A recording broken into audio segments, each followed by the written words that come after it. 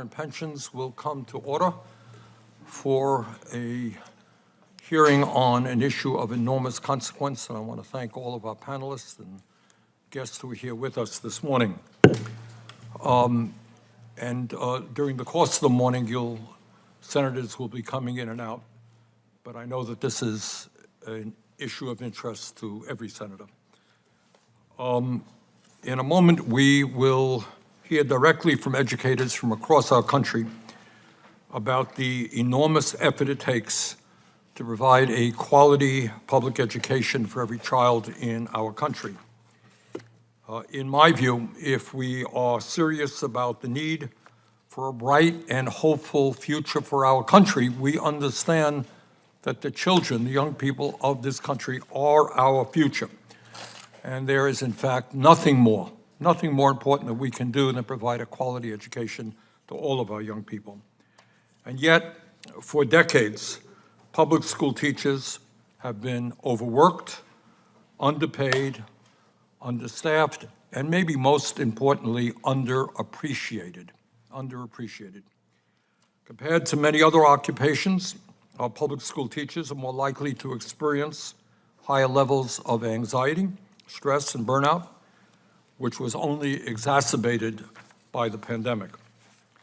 As a result, nearly 8% of teachers leave their profession each and every year, double the rate in countries like Canada and countries around the world. According to the most recent statistics, some 300,000 teaching professions, nearly 10% of all teaching professions nationwide, have been left vacant or filled by teachers not fully certified for their assignments. In addition, teacher turnover rates are 50% higher in school districts with high poverty rates than districts that serve wealthier students. In other words, the areas where we need the best teachers the most are the areas where we're seeing the highest turnover. Incredibly, 44% of public school teachers are now quitting their profession within 5 years. Now, why is that? Why are so many public school teachers, people who came into the profession because of their love of kids and their wanting to do the right thing, why are they leaving that profession? Why do we have a massive shortage of teachers in America? Well, there are many reasons, but one of them, and one of the primary reasons, is the extremely low pay teachers receive. According to the statistics that I have seen, the average starting teacher salary in America is less than $45,000 a year. Nearly 40% of school districts in our country pay teachers a starting salary of less than $40,000. Incredibly, the average public school teacher in America is making nearly $100 a week less than she or he did 28 years ago after adjusting for inflation. In other words, the real salaries of teachers are actually going down in inflation-adjusted numbers. Wages for public school teachers are so low that in 36 states throughout America, the average public school teacher with a family of 4 qualifies for food stamps, public housing, or other government benefits. In America today, nearly 20% of public school teachers in our country are forced to work 2 or 3 jobs during the school year. Maybe they are driving an Uber, maybe they are waiting tables, maybe they're parking cars. In the richest country in the history of the world, it seems to me that we have got to do a lot better than that. Meanwhile, because of lack of resources and tight school budgets, about 80% of public school teachers are forced to spend their own money on classroom supplies without being reimbursed, which comes out to about 13% of their first monthly paycheck.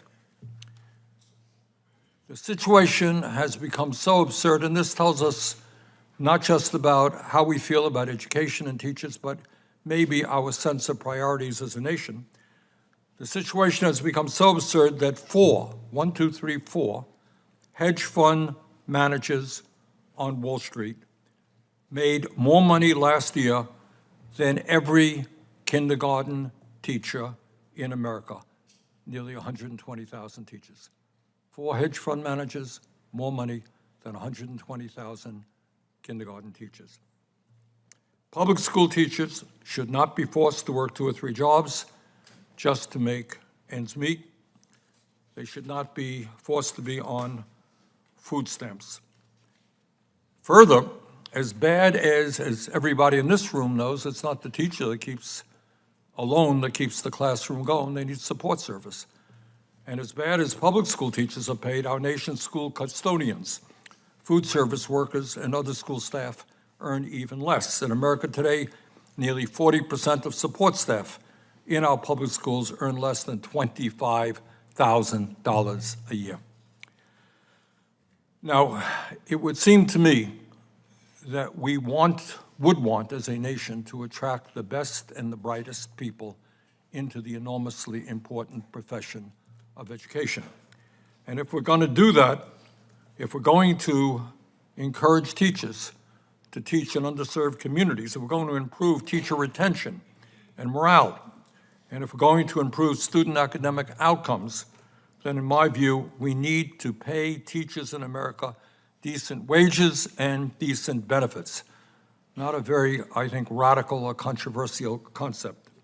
And that is why I've introduced the Pay Teachers Act with 9 of my colleagues this Congress. This bill would make sure that no teacher in America is paid less than $60,000 a year. It would increase wages for teachers who have made teaching their profession, those who have been on the job for 10, 20, or 30 years. It would triple Title I funding, get money into those school districts that need it the most. It would invest in federal programs that provide teachers with the training, education, and preparation they need to succeed, and it would benefit every public school district in our country. Now, here is the good news, and it is very good news, and that is a result of local organizing led by public school teachers. Some states are beginning to do the right thing. In recent years, the state of New Mexico has increased teacher pay by an average of 20%.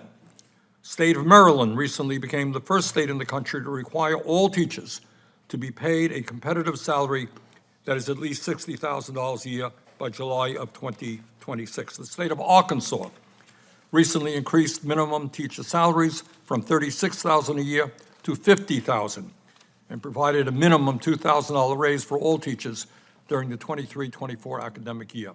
And the state of Mississippi recently increased teacher pay by 11%. Raising teacher salaries to at least $60,000 a year and ensuring competitive pay for all of our teachers is one of the most important steps we can take to address the teacher shortage in America and to improve the quality of public education in our country. Bottom line, as everybody knows, the young people are our future. And we've got to deal with the reality that we have the highest rate of childhood poverty of almost any major nation on earth, and that we are not attracting, because of inadequate salaries, the kinds of people we need into teaching. So let me just conclude by thanking the hundreds and hundreds of thousands of teachers in this country. You are heroes, you are heroines, you are doing enormously important work.